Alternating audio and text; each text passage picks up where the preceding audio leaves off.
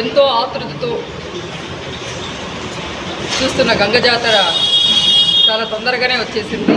కాలం అంతా గిర్రున తిరుగుతూ పోతూ ఉంది అనే దానికి ఇది ఒక ఉదాహరణ. మనం రేపు చాటు కార్యక్రమాన్ని చేస్తూ వస్తున్నాం. అట్లే 13, 14వ తేదీలో అమ్మవారు జాతర కార్యక్రమాన్ని నిర్వహిస్తున్నాం. తరతరాలుగా వస్తున్న సంస్కృతి సాంప్రదాయాలను అనుసరించి పెద్దవాళ్ళు ఏర్పరిచిన కట్టుబాట్లను ఎక్కడా కూడా అతిక్రమించకుండా, శక్తి వంచన లేకుండా ఈ కార్యక్రమాలన్నీ కూడా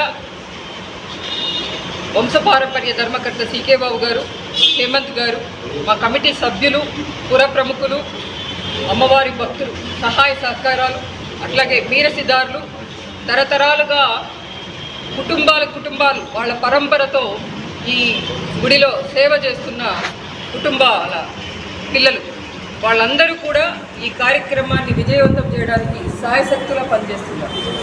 ఒక్కసారి మనం గంగమ్మ చరిత్రను పరిశీలిస్తే, అంటే రాయలసీమ ప్రాంతంలో గంగమ్మ జాతరలు జరపడం చాలా ప్రముఖంగా ఉంది.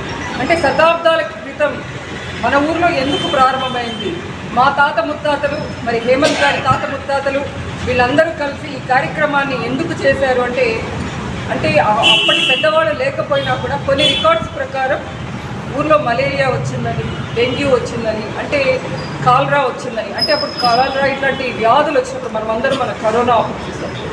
అంటే వేలకు వేలు, లక్షలకు లక్షలు ప్రజలు చనిపోయేవాళ్ళు. అట్లాంటి పరిస్థితుల్లో అంటే మన శక్తి అంతా క్షీణించిపోయినప్పుడు ఒక దైవశక్తి పైన మనం ఆధారపడుతున్నాం.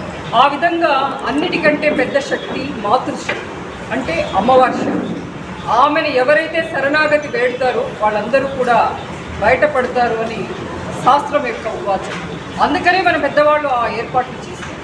సో అదొక నేపథ్యం అయితే, మాతృస్వామిక కుటుంబాలు అంటే తల్లిని ప్రధానంగా చేసుకొని ఉండే కుటుంబాలు ఉంటాయి. అంటే దాంట్లో మగవాళ్ళకి ఆస్తిపాస్తులు కూడా ఇవ్వరు, ఆడవాళ్లకు మాత్రమే. అంటే చాలా మటుకు కుటుంబాల్లో ఆడవాళ్లే మొత్తం సంసారాన్ని కూడా నడిపించే సారథులుగా ఉంటారు. అంటే అట్లాంటి క్వాలిటీస్ అన్నీ అమ్మవారిలో ఉంటాయి కాబట్టి దాన్ని పూజ చేసేవాళ్ళు కూడా దాన్ని ఆకలింపు చేసుకుంటారు.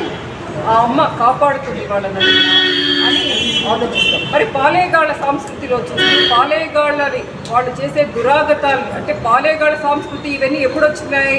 రాజులు, రాజ్యాలు, జమీందారులు వీళ్ళ ఈ వ్యవస్థ వచ్చిన తర్వాతే వచ్చింది పాలేగాళ్ళ సంస్కృతి.